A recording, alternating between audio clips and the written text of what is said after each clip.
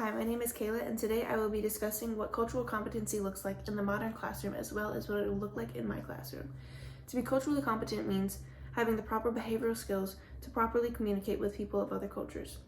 When dealing with diversity, it is important to have respect for those different from you, knowing your personal bias and ensuring it does not affect how you treat others, as well as catching your implicit bias and making sure it doesn't affect your actions.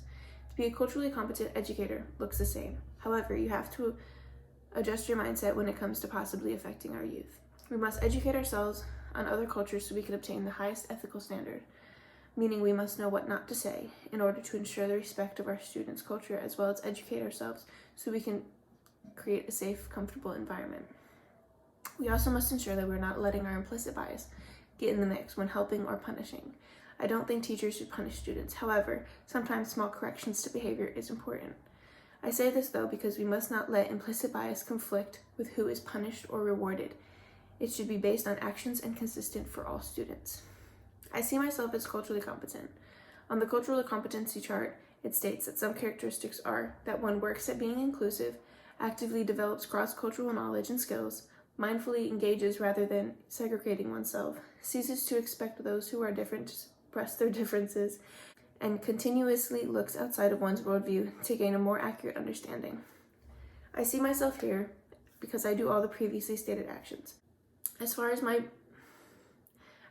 placement regarding controversial, culturally based issues that affect K-12 education, I like to fight for the side that is seeking inclusion, never the side trying to suppress it or downplay its necessity. As far as gender-neutral restrooms and private restrooms for transgender students, I advocate for my transgender students. I believe that this is a safety matter for them both physically and mentally. Another issue is regarding citizenship status. I do not believe that there is an issue with students attending school in the district they live in, regardless of their status.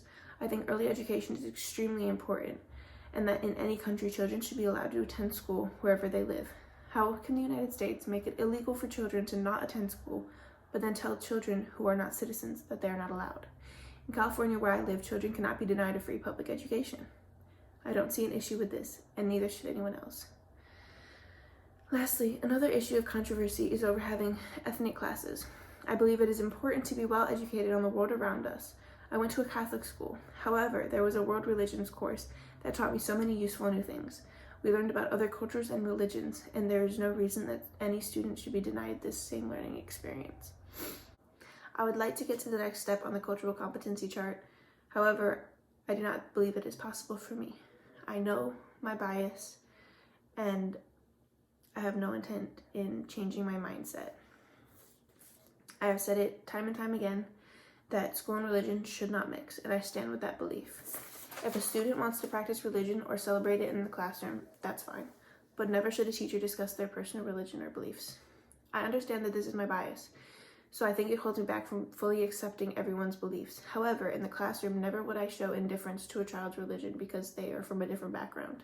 I will always celebrate religious holidays from every background in my classroom, as well as constantly educate myself on the cultural and background of my students. I will always be educating myself on different cultures. I am well versed in many already from my education at a very diverse high school. However, I do not by far know everything. I personally have always had a preference for books, so I would stack up on books that me and my students can read to educate ourselves on different cultures.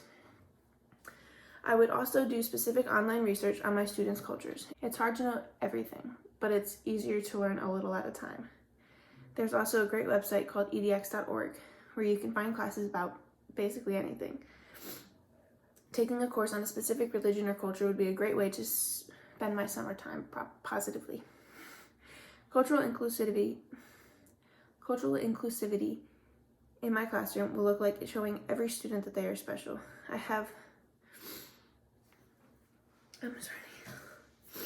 hope to have a diverse classroom so we can spend time exploring everyone's cultures and religions. Children are so curious at this age, and it's the perfect time to educate them on what daily life may look like for someone different from them.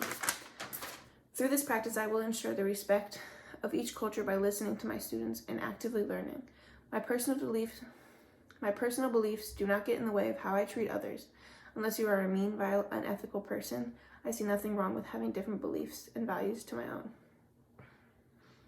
My values and beliefs change every day. Therefore, who am I to say someone else's are wrong? There are certain religions that are unethical and certain cultures that have unethical practices, but that does not change my view of the person. They did not create these traditions or these beliefs. I treat everyone equally, and most importantly, I treat everyone how I would want my child to be treated.